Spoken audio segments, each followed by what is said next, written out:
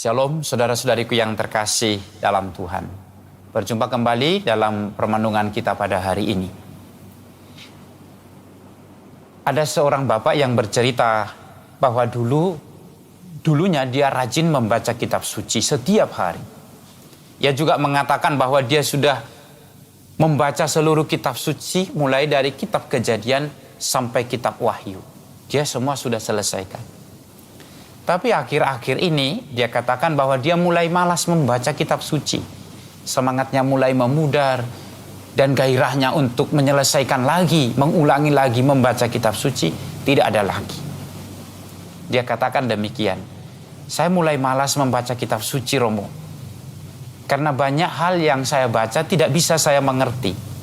Tidak ada juga yang mau membimbing dan mengajari saya. Jadi saya merasa sia-sia membaca kitab suci kalau saya tidak bisa mengerti dan memahaminya.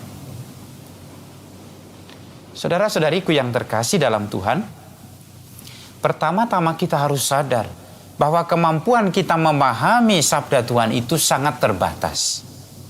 Walaupun ada orang yang menyelesaikan sekolah gelar paling tinggi dalam bidang kitab suci, bukan berarti dia semua paham tentang yang tertulis dalam kitab suci. Bukan berarti dia kemudian bisa memahami itu jelas-jelas seperti yang tertulis dalam kitab suci. Tapi kita disadarkan bahwa memang kemampuan manusia sangat terbatas. Kita tidak mampu menyelami rahasia Allah, bahkan rencana Allah dalam hidup kita.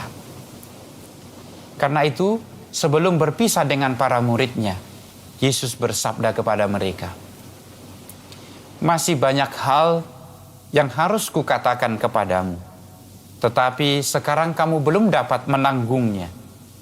Tetapi apabila ia datang, yaitu Roh kebenaran, ia akan memimpin kamu kepada seluruh kebenaran."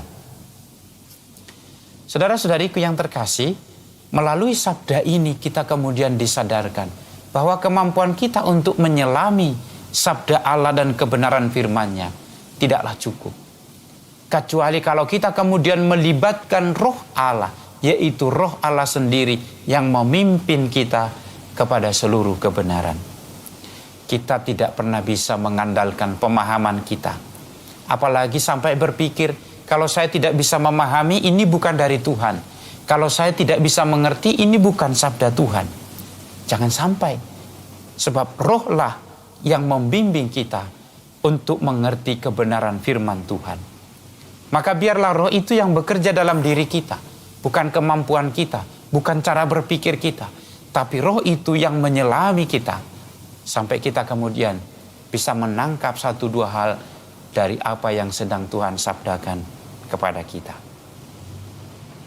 Saudara-saudariku yang terkasih dalam Tuhan, sabda Tuhan itu kemudian berguna bukan karena pertama-tama kita mengerti. Bukan pertama-tama karena kita tahu jelas maknanya atau pertama-tama karena kita pahami dengan jelas. Semua bermanfaat karena Roh Allah akan membimbing kita untuk bekerja melakukan sabda itu. Maka meskipun Anda membaca kitab suci dan kitab suci itu yang Anda baca tidak Anda pahami, itu bukan berarti Tuhan tidak berbicara kepada kita. Tapi tetaplah membaca, tetaplah ada bersama dengan Tuhan lewat sabdanya. Meskipun kita tidak memahami, Allah akan membimbing kita dengan Roh-Nya kepada seluruh kebenaran. Saudara-saudariku yang terkasih, jangan mengandalkan pemahaman kita berhubungan dengan rahmat Allah dan rencananya. Kita tidak akan mampu, kecuali kalau kita melibatkan Roh Allah dalam diri kita. Amin. Tuhan memberkati.